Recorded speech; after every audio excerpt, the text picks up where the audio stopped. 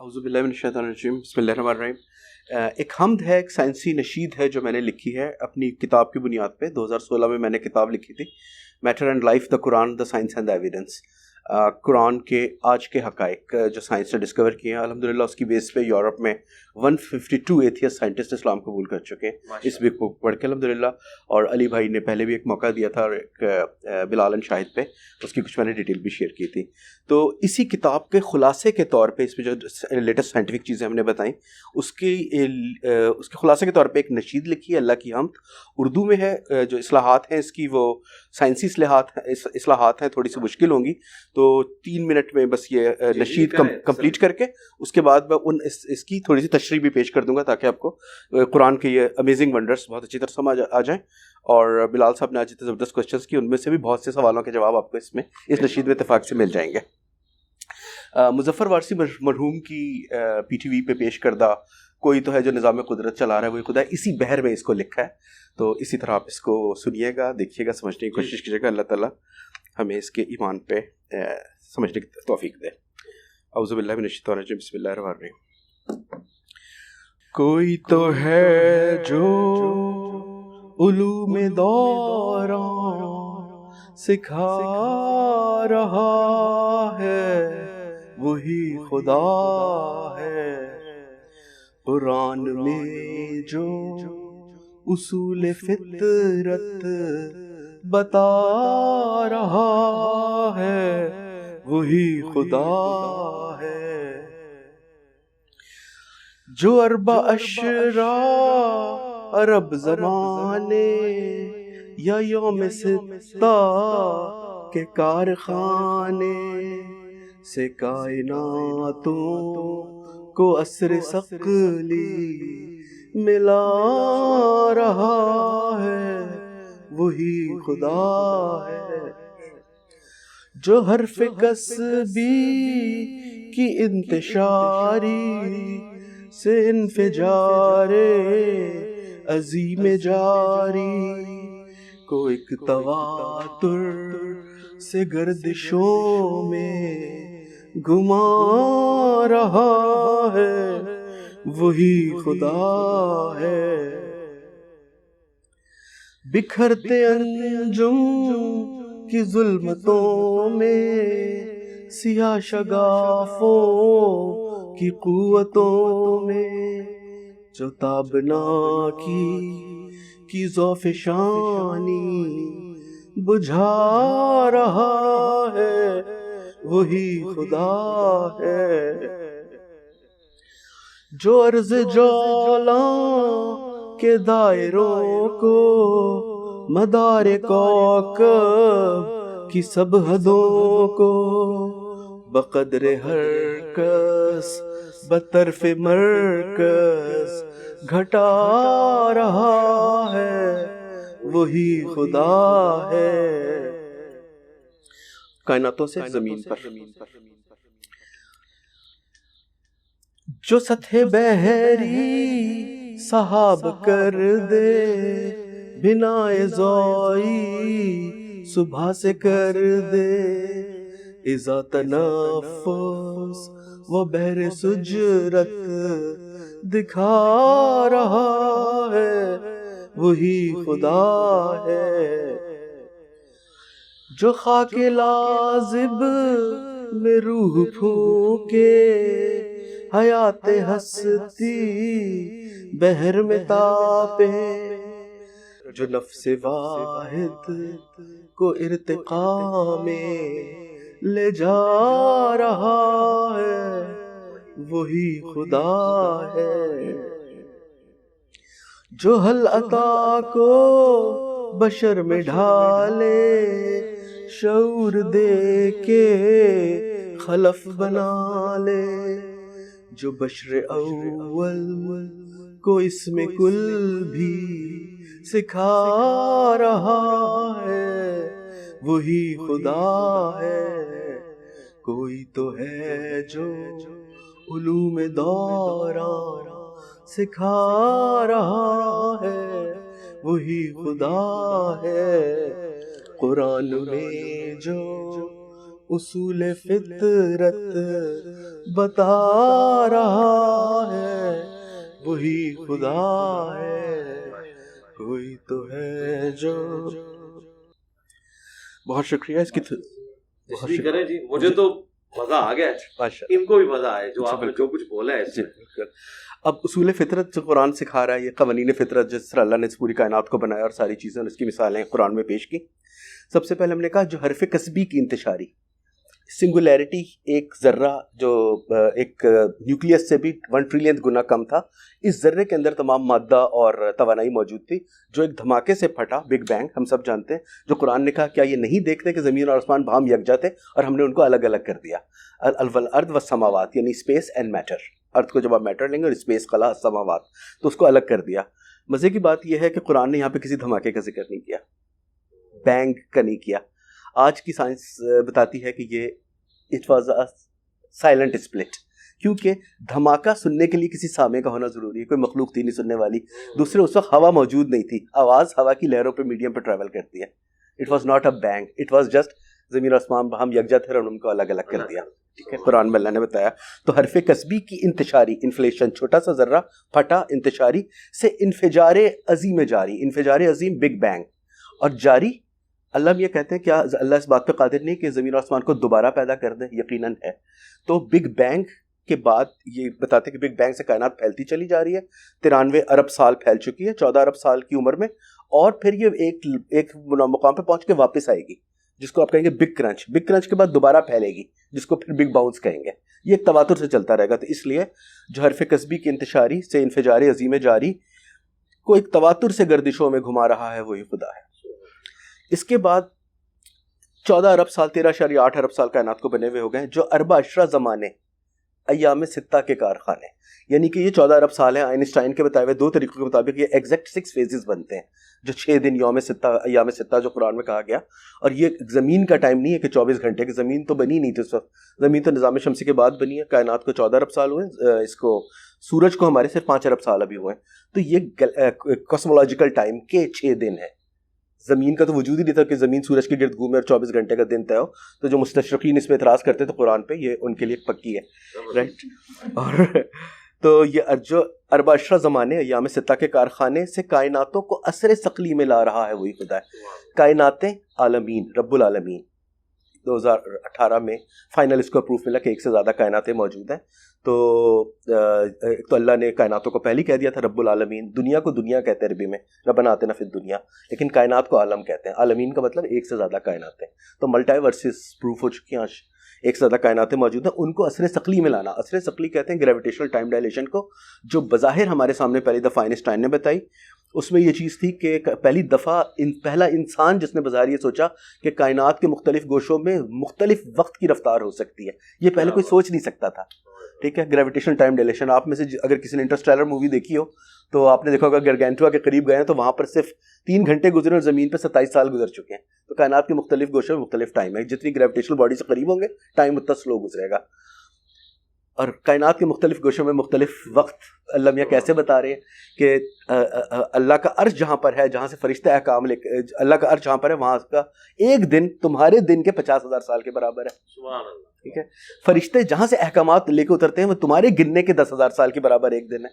रोज़े हशर कितना होगा? 50,000 साल। तो कायनात के मुख्तलिफ गोशों में मुख्तलिफ टाइम जोन्स मौजूद हैं, टाइम की स्पीड मुख्तलिफ है। हमारा एक दिन 24 घंटे का है, अगर रोज़े हशर 50,000 साल जितना हो रहा है, इसका मतलब वो किसी ऐसी जगह पे है जहाँ पर बहुत स्ट्रॉन्ग ग्रेविटेशनल फोर्स मौजूद है, कोई ब्लैक होल है, कोई बिगेस्ट कोई सेलेस्टियल बॉडी है, राइट। और कुरान ने क्या एजाज़ है 14 साल पहले ये हमें बता दिया, तुम्हारी गिनती में, एग्जैक्टली, बिल्कुल। फिर ब्लैक होल्स इस तरह बनते हैं जब सितारे फटते हैं और वो फट के अपनी वो मुद्दत हयात पूरी करते हैं, उनका हीलियम हाइड्रोजन गैस खत्म होती है, वो फट के आसमान पे स्पेस पे सुराख में कन्वर्ट हो जाते हैं, जिसको आप ब्लैक होल कहते हैं। और उसके अंदर बिल्कुल अंधेरा होता है क्योंकि वो हर चीज़ को इतनी ग्रेविटेशनल पुल होती है, खींच लेता है, रोशनी भी नहीं रुक पाती, रोशनी को भी पी जाता है। ब्लैक होल 1971 में पहली दफ़ा डिस्कवर हुआ, सिग्नस X1 उसका नाम है, 8,000 नूरी साल ज़मीन से दूर है। सूरह मुरसलात में अल्लाह मियां फरमाते हैं फ़ैज़न नजूम तुमसत वाइज़ा समाए फुरिजत, जब सितारे अपनी रोशनी खो बैठे और आसमानों में सुराख हो जाए। में आसमानों में सुराख हो जाए, सितारे अपनी रोशनी खोते हैं, सबसे पहले उनका टेम्परेचर खत्म होता है, हीलियम हाइड्रोजन ईंधन खत्म होता है, फिर रोशनी खत्म होती है, आखिरी चीज़ लुमिनोसिटी ऑफ स्टार्स रोशनी है जो खत्म हो जाती है और फिर वो ब्लैक होल में कन्वर्ट हो जाते हैं। तो इसकी ये चीज़ें बिखरते अंजुम, सितारा फट के कन्वर्ट होता है सुपरनोवा, बिखरते अंजुम की जुल्मतों में, सिया शगाफों की कुव्वतों में, ब्लैक होल्स की पावर्स में, जो ताबनाकी की ज़ौफ़-ए-शानी बुझा रहा है वही खुदा है, बिल्कुल ब्लैकनेस वहाँ पे क्रिएट हो जाती है। इसके बाद हम एक ज़बरदस्त तरीन एजाज़ की तरफ आते हैं कुरान में, जो अर्ज़े ज्वाला के दायरों को, अर्ज़े ज्वाला, ज़मीन गोल है, बल्कि गोल भी नहीं है, सफ़ेयर है, पोल से थोड़ी सी चपटी है, सफेरिकल अर्थ, इसको सफ़ेयर कहते हैं। सफ़ेयर को उर्दू में कहते हैं कुर्रा, कुर्रा अर्ज़, ठीक है। गोल को अरबी में कहेंगे दायरा और सफ़ेयर को कहेंगे कुर्रा। युकव्विरुल लैल अलन नहार व युकव्विरुन नहार अलल लैल, कुरान फरमाता है कि हम ज़मीन के इस कुर्रे के गिर्द रात को लपेटे जा रहे हैं दिन पे, और दिन को लपेटे जा रहे हैं रात को। युकव्वर का लफ्ज़, आपको कुर्रे का लफ्ज़ इस्तेमाल करके ज़मीन की गोलाई 14 साल पहले बताई जा रही है। और आज भी जैसे अली भाई का अमामा है, तो आपको अरब आज भी अगर किसी गोलाई के उसमें कोई चीज़ लपेटते हैं, जैसे टर्बन आपका है, आपका दस्तार है, उसको युकव्वर ही कहते हैं अरबी ज़ुबान में। तो कितना बड़ा एजाज था। सो अर्ज़े जौला के दायरों को, ज़मीन की गोलाई के दायरों को, मदारे कौकब की सब हदों को। होता ही है कि ज़मीन है या दूसरे प्लैनेट्स हैं, इनके सब के इर्द गिर्द एक मदार है, वो मदार डिके होता है, इसको ऑर्बिटल डिके कहते हैं, वो नीचे घटता चला जाता है। अगर आपने सुना 1979 में स्काई लैब का एक्सीडेंट हुआ था, वो ये था कि उस वक्त पता नहीं था साइंटिस्ट को 79 में सैटेलाइट जिस जगह मौजूद था आपका ऑर्बिट नीचे आ गया था, ठीक है। तो वो उसकी बैलेंस इक्विलिब्रियम खराब हो गया और वो ज़मीन पे गिर के तबाह हो गया। इस तरह रशियन स्पेस स्टेशन था मीर, उसका भी हादसा हुआ, वो खला में जाके तबाह हो गया क्योंकि अपनी ग्रेविटेशनल जोन से हट गया था। तो ग्रेविटेशनल आपका जो मदार है वो कम होता जाता है, इसको कहते हैं ऑर्बिटल डिके। अल्लाह मियां कुरान में फरमाते हैं कि क्या तुम नहीं देखते हम ज़मीन को उसके किनारों से घटाए चले जा रहे हैं। ऑर्बिटल डिके आज की दरियाफ्त है, ये उसको कुरान में बताया।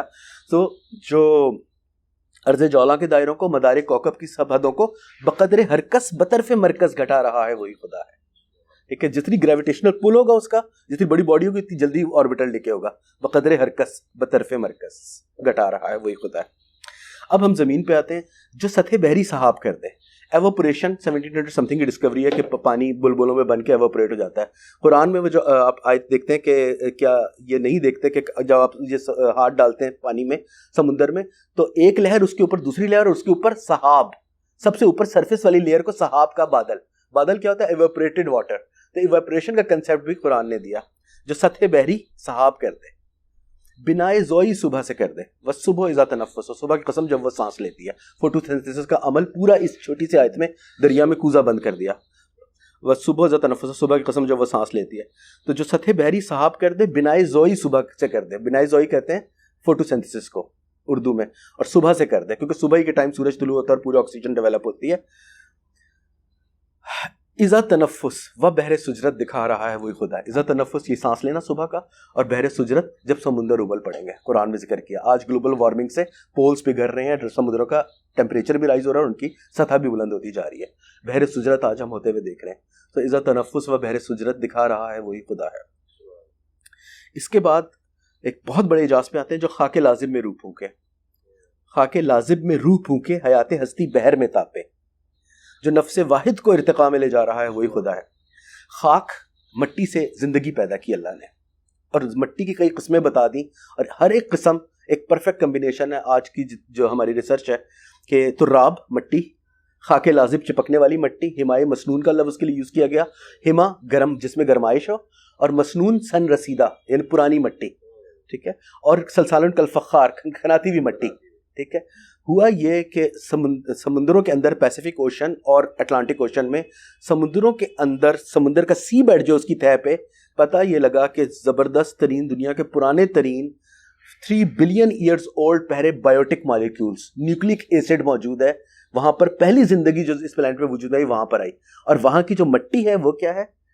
हिमा, गर्म है क्योंकि नीचे मैग्नेटिक मैग्मा है, ठीक है। वो उसमें से वो मट्टी जब बाहर आती है लावे के साथ, तो बाहर है समुद्र का ठंडा पानी, और वो उससे खनखनाती भी हो जाती है, सलसालन कल फ़ख्खार। और वो मट्टी जो है वो चिपकने वाली भी है क्योंकि उसमें मैग्मा शामिल है। तो खाके लाजिब जो है वो भी आपके वही बन जाती है, ठीक है, ये सब है समुंदर के अंदर हो रही है। तो जो खाके लाजिम में रूह फूके, पहली बायोटिक मॉलिक्यूल्स, पहले ऑर्गेनिक एसिड जो बना है, ऑर्गेनिक मॉलिक्यूल्स, लाइफ के पहले सेल बिल्डिंग ब्लॉक्स वहाँ पे बने हैं। जो खाके लाजिम में रूह फूके, हयात हस्ती बहर में तापे, जो नफ्से वाहिद को इर्तिका में ले जा रहा है वही खुदा है। इर्तिका आप कुछ थ्योरी ऑफ एवोल्यूशन को भी ले सकते हैं। आप एक बीज से पूरा दरख्त बनना, ये भी एक इर्तिका का प्रोसेस है। एक जाइगोट से पूरा इंसान 9 महीने में बन के आ जाना।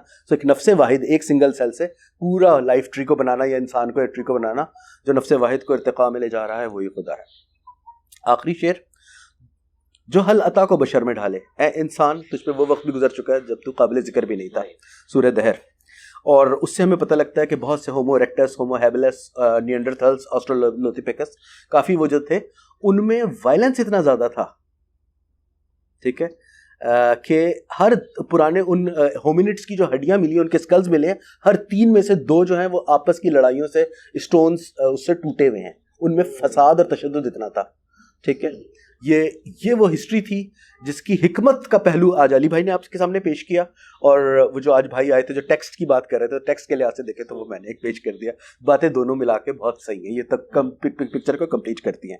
तो हल अता को बशर में ढाले, और बशर हजरत आदम पहले बशर बने। वो किस तरह आदम में और पिछले होमोसैपियन सैपियन कहलाते हैं। ये होमोसैपियन सैपियन, ये सबसे पीछे होमोसैपियन की जो हम इंसान है, मॉडर्न आर्काइक ह्यूमन।